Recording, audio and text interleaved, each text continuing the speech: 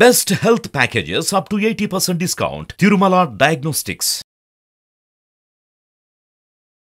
నమస్తే రమగారు. నమస్తే చే రమగారు, ఈ మధ్య కొన్ని చిన్న చిన్ని కథలు చెప్తున్నారండి. ఏదైనా పెద్ద కథ ఒకటి చెప్తారా?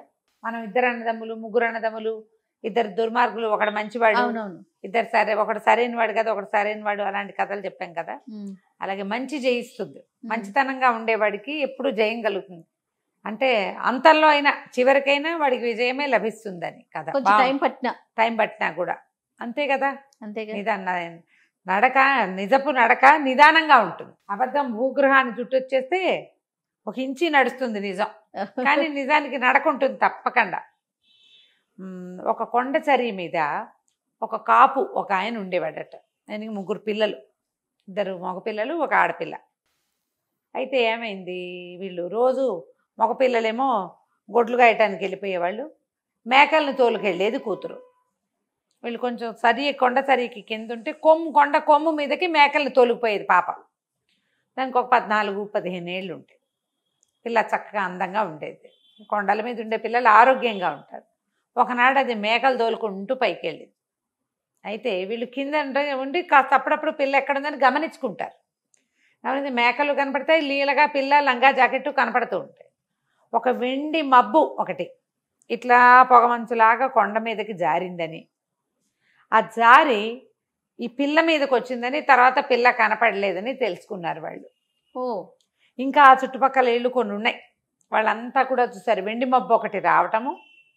మబ్బు అప్పుడప్పుడు ఆకాశపు కొండ కొమ్ములకి మబ్బులు మీదకి వస్తాయి కదా, ఆ మబ్బుతో పాటు పిల్ల కూడా మాయమైంది. మేకలు దిగొచ్చేసాయి. సాయంత్రం ఎంత వెతికినా పిల్ల కనపడలా. సంవత్సరం గడిచింది. అయితే ఈ కొడుకులు ఇద్దరిలో పెద్దవాడు, నాన్న అమ్మాయి కనపడక ఏడాది అయింది, ఇంకా నేను పిల్లని వెతకడానికి వెళ్ళడానికి నిశ్చయించుకున్నా, నేను వెళ్తాను అని చెప్పాడు. చెప్పేసరికల్లా పెద్ద నాన్న అన్నాడు, వెళ్ళడం మంచిదే నాయన, నాన్న వెళ్ళమంటావా అని నన్ను అడగకుండా నువ్వే నిర్ణయించుకోవడం బాగుండలేదు. నువ్వు నిర్ణయించుకోకూడదు, నిర్ణయం తీసుకుని నువ్వు డెసిషన్ చెప్తున్నావు, నువ్వేం చేయాలి, అడగాలి తండ్రిని అనేసరికల్లా వీడేమన్నాడు, అడిగేదేమిటి, ఏడాది ఆగాం, నువ్వు ఎంతటి నువ్వు చెప్పలేదు, నా అంతటి నేను డిసైడ్ చేసుకున్నాను, నేను వెళ్తాను అంతేనన్నాడు. అయితే తల్లిని, అమ్మ నాకు రొట్టె కాల్చివు, నేను వెళ్తానన్నాడు. దుప్పుల వనం అని ఒక వనం ఉందట అక్కడ. ఆ దుప్పుల వనంలో మాయమంత్రాల వాళ్ళు ఎవరో ఉన్నారని, అక్కడికి వెళ్తే పిల్ల దొరుకుతుందని మాట్లాడుకున్నాడు చుట్టుపక్కల వాళ్ళతో. ఆవిడేమంది, నాయన పని ఎక్కువ చేసి పెద్ద రొట్టె కాల్చమన్నావా, ఆపేక్షగా చిన్న రొట్టె కాల్చమన్నావా అని అడిగింది. ఆవిడికి కుర్రాడు తండ్రితో వినయంగా ప్రవర్తించలేదని తెలిసింది. ఆ కోపంతో అడిగింది. అడిగితే ఆపేక్ష అన్నం పెడుతుందా, పెద్ద రొట్టె కాల్చు అని చెప్పాడు. అని నిర్లక్ష్యంగా చెప్పాడు. సరే ఆవిడ ఇంత రొట్టె కాల్చి ఇచ్చింది. సరే ఆ రొట్టె చేత్తో పుచ్చుకుని వాడు నడుచుకుంటూ పోయాడు. దుప్పుల వనం అని ఆ దుప్పుల వనంలోకి వెళ్ళాడు. బాగా నడిచి నడిచి నడిచి నడిచి ఎకంత దూరమో నడిచిన తర్వాత ఒక చట్రా ఏదో ఉంటే అక్కడ కనపడితే అక్కడ కూర్చుని రొట్టె తీసాడు తినడానికి. పెద్ద రొట్టె కాల్చింది మా అమ్మ అనుకున్నాడు. రొట్టె తీస్తే ఎక్కడి నుంచి ఒక బొంతకాకి వచ్చింది.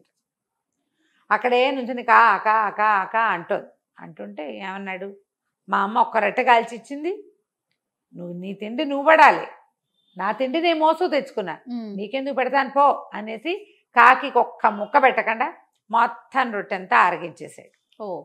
అక్కడి నుంచి ఆ దుప్పుల వనంలో నుంచి అలా నడుచుకుంటూ వెళ్తే దూరంగా వాడికి ఒక ఇల్లు కనపడింది. సరే ఈ రాత్రికి ఇక్కడ పడుకుందాము, ఇక్కడ ఉన్న వాళ్ళు ఎవరో చూద్దామని అందులోకి వెళ్ళాడు. వెళ్తే ఒక ముస్సిలి ఆయన ఉన్నాడు.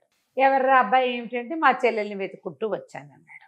అంటే సరే ఏదో పడుకో అన్నాడు. రాత్రికి ఆ ఇంట్లో వీడు పడుకున్నాడు. తెల్లవారిన తర్వాత ఆయన ఏమన్నాడు, అబ్బాయి నాకు 3 మచ్చలావులు ఉన్నాయి, 3 మచ్చలావులని కాయాలి, కాసేందుకు కమతం ఉంటావా నా దగ్గర అని అడిగాడు. అడిగేసరికల్లా కుర్రాడు అన్నాడు, అసలు నేను బయలుదేరిందేమో మా చెల్లెల్ని వెతకడానికి, సరే గిట్టుబాటు అయితే కమతం కూడా చేస్తా, ఆవుల్ని కాస్తానన్నాడు.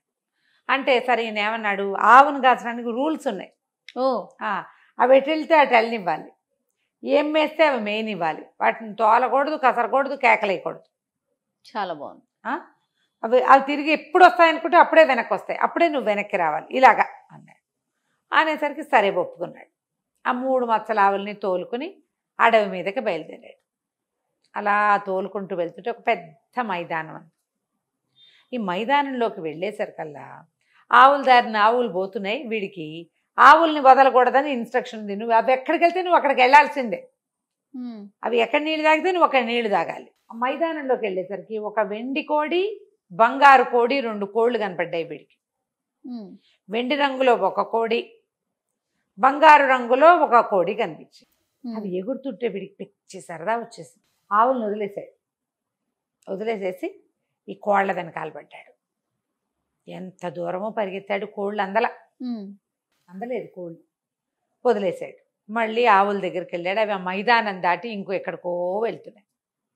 వాటి వెనకాల పడిపోయాడు. అక్కడి నుంచి ఓ వెండి కర్ర, ఓ బంగారు కర్ర గాల్లో తేలుతూ కనపడ్డాయి వాడికి. మెరిసిపోతుంటే వస్తువుల మీద ఆసక్తి ఉంటుందిగా. ఈ ఆవుల వెనకాల లేడిక్కవాడు. ఆవులను వదిలేసి ఈ కర్రలు ఎగిరిపోతున్న ఆ కర్రల వెనకాల పడ్డాడు. వీడు పట్టుకోగానే అవి మాయమైపోయింది. అయ్యో. మళ్ళీ ఆవులు ఎక్కడున్నాయో చూసాడు. ఆ వాటి ఎటో పోతున్నాయి. వాటి వెనకాల పడి పరిగెత్తాడు. ఇంకా డౌన్లోకి వెళ్తే అక్కడ ఎన్ని పళ్ళ తోటలు ఉన్నాయో, ఎన్ని పళ్ళో, చెట్ల నిండా పళ్ళే. వీడు ఆవులను వదిలిపెట్టేశాడు. వీడు లెక్క ఏమిటి, ఆవుల తోటి ఉండాలి. వీడికి పట్టించుకోలే, ఎక్కడికక్కడ వదిలేస్తున్నాడు. పరిగెత్తుకుంటూ వెళ్ళి మరి చెట్లు ఎక్కేశాడు.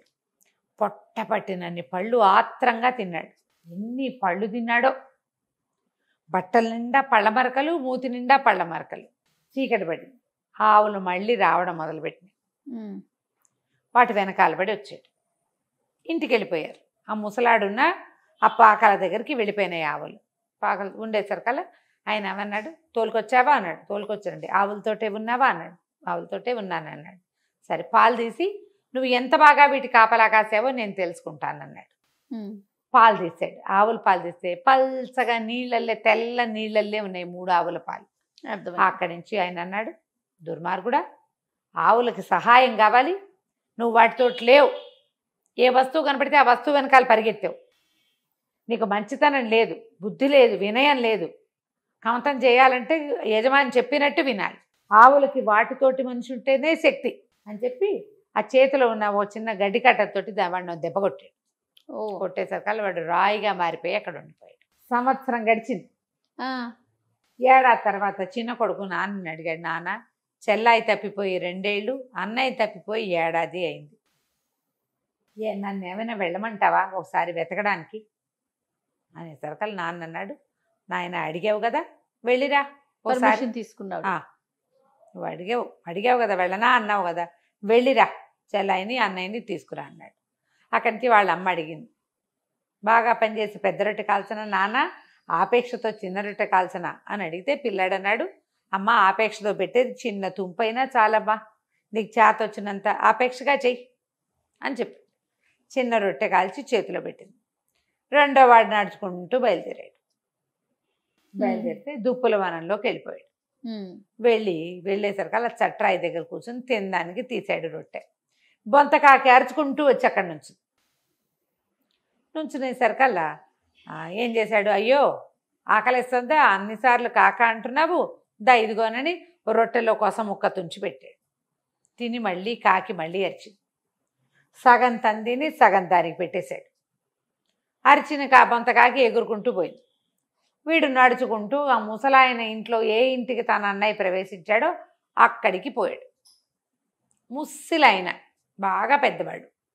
సరే, ఆయన రాత్రికి ఆయన పడుకోబెట్టి, మా దగ్గర కమత ఉంటావా అంటే, నిజానికి నేను మా అన్నయ్యని చెల్లిని వెతుకుతున్నాను, నువ్వు పెద్దవాడివి, పాపం గొడ్ల వెనకాల పడి ఏం పోతావు, నీ ఆవుల్ని కాస్తూ మా అన్నయ్యని చెల్లిని వెతుకుంటాలే తాత, ఒక ముద్ద అన్నం పెట్టు చాలు నాకు అని చెప్పాడు. ఆవుల్ని తోలుకుని బయలుదేరాడు. ఆవులు మైదానంలోకి వెళ్ళాయి. వీడికి వింత కోళ్ళు 2 కనపడ్డాయి, వెండి రంగు కోడి, బంగారు రంగు కోడి. చాలా ఆసక్తిగా చూశాడు, కానీ వీటిని మనం ఏం చేసుకుంటాం అనుకొని వాటి జోలికి వెళ్ళాల. వాటి దారిన అవి తిరుగుతుంటే వీడి దారిన వీడు ఆవుల దగ్గర నుంచున్నాడు. పోయి ఆవులతో పాటు నడవటం మొదలుపెట్టాడు. అక్కడి నుంచి ఇంకా ముందుకెళ్ళి ఆవులు మైదానాలు దాటి అడవిలోకి ప్రవేశించాయి. అడవిలో ఒక వెండి పొన్ను కర్ర, ఒక బంగారు పొన్ను కర్ర గాల్లో ఎగురుతూ కనపడ్డాయి. అలాంటి కర్రలు చూస్తే ఉత్సాహంగా ఉంటుంది కుర్రాళ్ళకి. ఇట్లాంటివి గాల్లో ఎందుకు ఎగురుతాయి, ఏ మాయ మంత్రాలవో విచిత్రంగా అని వాటి జోలు మనకెందుకని ఆవుల మీద చేతులేసి వాటితో పాటు నడుస్తూ పోయాడు. ఇంకా దాటిన తర్వాత పెద్ద పళ్ళ చెట్ల వనంలోకి ప్రవేశించినాయి ఆవులు. వీడు పొద్దున్నే అన్నం తినొచ్చాడు. కడుపు నిండిన వాడికి మనకి పండెందుకు, పళ్ళుంటే మాత్రం. ఆయన ఆవులతోటి ఉండాలి, ఆయన చెప్పిన రూల్స్. అవి ఎటు వెళ్తే అటు వెళ్ళాలి, అవి ఏం తింటుంటే వాటి దగ్గరే నువ్వు నుంచోవాలి, కన్ను మరుగు కాకూడదు, దగ్గరే ఉండాలి, తోలకూడదు, అవి తిరిగి వచ్చినప్పుడు తిరిగి రావాలి. అదే పెద్దవాడికి ఏ రూల్ చెప్పాడో చిన్నవాడికి అవే రూల్స్. ఆవులతో ఉండమన్నాడు కాబట్టి పళ్ళ చెట్ల దగ్గరికి వెళ్తే ఆవులు ఎటు వెళ్ళిపోతాయో, చెట్టు ఎక్కి కోసుకోవద్దు పళ్ళు. అవునవును. మనం పళ్ళ అయ్యావ ఎందుకు, ఇంటికి వెళ్ళిపోతే సాయంకాలం అక్కడే ఏదో రెండు రొట్టెలు తినొచ్చని కుర్రాడు వాడి జోలికి వెళ్ళాలి. అక్కడి నుంచి దూరంగా మంటలు కనపడ్డాయి. ఈ ఆవులు నడుచుకుంటూ ఆ మంటల వైపుకి వెళ్ళిపోయింది. వీడికి ఇన్స్ట్రక్షన్ ఉంది, ఆవును తోలకూడదు, కసరకూడదు, కేకలేయకూడదు. వీడు వాటితో పాటే వెళ్ళాడు. ఆవులు కసగందల పొగ వస్తోంది, ఆ పొగ మధ్యలో ఇంచి వెళ్ళినాయి. వీడు కూడా సేఫ్గా వాటి వెనకాల నడుచుకుంటూ వెళ్ళిపోయాడు. అక్కడ బోళ్ళంత గడ్డి ఉంది. కడుపు నిండా గడ్డి మేసి 3 ఆవులు మళ్ళీ వెనక్కి తిరిగినాయి. తిరిగేసరికల్లా వెనక్కి తిరిగి వచ్చి పిల్లాడు కూడా వాడితో పాటు రెండో వాడు వచ్చేసాడు. వెనక్కి వచ్చేసి ఈ ముసలాయన దగ్గరికి వచ్చాడు. ముసలాయన అన్నాడు, బాగా కాసేవా ఆవుల్ని అంటే, బాగా కాసాను, వాటితో పాటే ఉన్నాను అన్నాడు. అనేసరికల్లా సరే పాలు తీసి చూస్తానన్నాడు. పాలు తీసేసరికల్లా పాలు చిక్కగా పైన వెన తేలుతున్నట్టుగా ఉన్నాయి. ఓహో సరే అండి, అప్పుడు ఆవులకి నచ్చినట్టు చేసావన్నమాట. ఆయన అన్నాడు, సరే అబ్బాయి నీకేం కావాలో చెప్పు అనేసరికల్లా నేనేం చెప్పను, నేను మా చెల్లిని మా అన్నయ్యని వెతుక్కుంటూ వచ్చాను. ఇక్కడ ఏదో రాతి బొమ్మ ఉంది, అదేమో మా అన్నయ్య లాగా ఉంది. గుర్తుపట్టాడు. మా అన్నయ్యలే ఉంది. మరి మా అన్నయ్య మా చెల్లి కావాలి నాకు. మీ రకం చూస్తుంటే మీరే మా అన్నయ్యని మా చెల్లిని తెచ్చారేమో అనిపిస్తోంది. మా అన్నయ్యని మా చెల్లిని మాకు ఇప్పించి తాత, నేను వెళ్ళిపోతాను అన్నాడు. అనేసరికల్లా ఆయన అన్నాడు రుసరుసలాడుతూ, తెచ్చాననుకో, మీ అన్నయ్యకి బుద్ధి లేదు, మంచితనం లేదు, వినయం లేదు, వాడికి గొడ్డు నప్ప చెప్తే జాగ్రత్తగా చూసుకోవటం రాదు. సరే కావాలంటే నీకు అట్లాగే ఇస్తా, నాకు 3 పనులు చేసి పెట్టు నువ్వు. ఈ 3 పనులు అయితే అన్నయ్యని ఇచ్చేస్తాడా? అన్నయ్యని ఇచ్చేస్తాను, మీ చెల్లిని కూడా ఇచ్చేస్తాను అన్నాడు. సరే చెప్పమన్నాడు. ముసలివాడు 3 కోరికలు చెప్పాడు. ఏం చెప్పాడు, ఈ కొండ అవతల అడవిలో, కొండ మీద కూడా వెళ్తుంది, ఒక అడవి దుప్పి ఉంది. దాని బ్రహ్మాండమైన కొమ్ములు, ఆడదుప్పి, అది కాళ్ళు చువ్వల్లా ఉంటాయి, మహావేగంతో పరిగెడుతుంది. ఆ దుప్పిని పట్టుకొచ్చి తెచ్చిపెట్టు నాకు, అది కావాలి. తర్వాత అవతల వైపు ఉన్న సరస్సులో ఒక ఆకుపచ్చ రంగు మెడ ఉన్న బాతు ఉంటుంది, అడవి బాతు. అత సరస్సు చుట్టుపక్కలే ఉంటుంది, ఆ బాతును పట్టుకురా. తర్వాత కొండల మధ్యలో కోనేరు ఒకటి ఉంది, ఆ కోనేట్లో ఎర్ర రంగు మొప్పలు, ఆకుపచ్చ రంగు తోక, పసుపచ్చ మెడ కింద పసుపు తార ఉన్న ఒక అద్భుతమైన చేప ఉంది. ఆ చేపను తెచ్చిపెట్టి, జల చేప. ఈ 3 పట్టుకురా, మీ తమ్ముడు మీ చెల్లిని మీ అన్నయ్యని ఇచ్చేస్తానన్నాడు. వీడు ఎట్టా తెస్తాడు? సరే కుర్రాడు బయలుదేరుతానన్నాడు. అక్కడి నుంచి అడవిలోకి బయలుదేరాడు. బయలుదేరితే దూరంగా వాడికి ఆ దుప్పి కనపడింది. ఆడదుప్పి ఎత్తుగా ఉంది, దాని కాళ్ళు నిజంగా చాలా బలంగా ఉన్నాయి. ఇక పరిగెత్తింది, వీడు దాని వెనకాల పడ్డాడు. పడి పడి పడి ఏమనుకున్నాడు, ఒక జాగిలం గనక ఉంటే దీన్ని పట్టేస్తాను నేను అనుకున్నాడు. సడన్గా ఎక్కడి నుంచి వచ్చిందో పెద్ద కుక్క వచ్చింది. అక్కడి నుంచి కుక్క వీడు కలిసి దాన్ని కాసేసి ఆ దుప్పిని కట్టేశారు.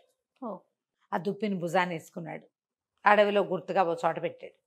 అక్కడి నుంచి ఇప్పుడు సరస్సు దగ్గరికి బయలుదేరాడు. బయలుదేరేసరికి అలా సరస్సు దగ్గరికి వెళ్ళేసరికి వాడు రోజులు పడతాయి ఈ పనులన్నిటికీ. ఈ పైన బాతు ఎగురుతోంది, ఆకుపచ్చ రంగు మెడ ఉన్న బాతు ఎగురుతుండేసరికల్లా బొంతకాకి మొట్టమొదట వీడు రొట్టె పెట్టాడు కదా, ఆ కాకి పైనుంచి ఎగురుతూ తనే ఒక్క పోటు పొడిచింది ఆ బాతుని. పొడిచేసరికల్లా బాతు కేరమంటూ కింద పడిపోయింది. టక్కిని పట్టేశాడు దాన్ని. మెడ పట్టుకున్నాక ఇంకా బాతు ఎక్కడికి వెళ్ళలేదు. ముందొచ్చిన కుక్కని కూడా ఈ కాకే పంపించింది వాడికి సహాయం కోసం. వాడి వెనకాలే తిరుగుతోంది అది. అక్కడి నుంచి ఏమైంది, జల చేప కోసం వీడు కోనేట్లోకి వెళ్ళాడు. కోనేట్లోకి వెళ్ళేసరికల్లా ఒక అడవి పిల్లి నీళ్ళల్లోకి దూకి ఆ చేపను లాక్కొచ్చి వీడి చేతికి అప్పచెప్పి. అవన్నీ ఎందుకు వచ్చినాయి, బొంతకాక వల్ల వచ్చినాయి. అది అడవిలో ఉంటుంది కదా, అక్కడి నుంచి ఈ పిల్లిని, ఈ బాతుని, అది చేపని, బాతుని, ఆ దుప్పిని భుజాన్ని వేసుకుని ఈ కుర్రాడు నడుచుకుంటూ పోయి ఆ ముసలాయనకి అప్పచెప్పాడు. చెప్పేసరికి ఆయన మంత్రాల వాడికి తెలుసు ఏం జరిగిందో. ఈ 3 స్వాధీనపరుచుకుని లోపల పెట్టుకుని ఏం చేశాడు, ఈ రాత్రిలోగా ఉన్నాడు కదా అన్నయ్య, ఆ అన్నయ్యనేమో మనిషిని చేశాడు. లోపల మబ్బు లాంటి ఒక పదార్థంలో దాచిపెట్టిన పిల్లని కూడా బయటికి తీసుకొచ్చాడు. ఇదిగో మీ చెల్లి సేవ చేయించుకునేందుకు తెచ్చుకున్నాను, వెనకాల పిల్ల మేకలు కాస్తుంది రోజు అని. నువ్వు మంచితనంతో మర్యాదతోటి ఈ పనులన్నీ చేసావు, మీ అన్నయ్యకి కూడా అది నేర్పించు, హాయిగా ఉండని అన్నయ్యని చెల్లిని తమ్ముడికి అప్పచెప్పాడు. వీళ్ళిద్దరిని వెంట పెట్టుకుని ఈ కుర్రాడు నడుచుకుంటూ ఇంటికి తీసుకుపోయాడు. ఆ బొంతకాకి ఎప్పుడైనా ఓసారి వీడి కొద్దీ స్నేహం కొద్దీ వాళ్ళ ఇంటికి వెళ్ళి కనపడుతూ ఉండేది. ఆ తర్వాత ఎప్పుడూ వాళ్ళు కొండ కొమ్ములు ఎక్కల, ఆ కొమ్ము ఎక్కకుండా కిందనే తిరుగుతూ పనిచేసుకుని హాయిగా ఉన్నారు. కథ కంచికి మనం ఇంటికి. సూపర్. నమస్తే. నమస్తే.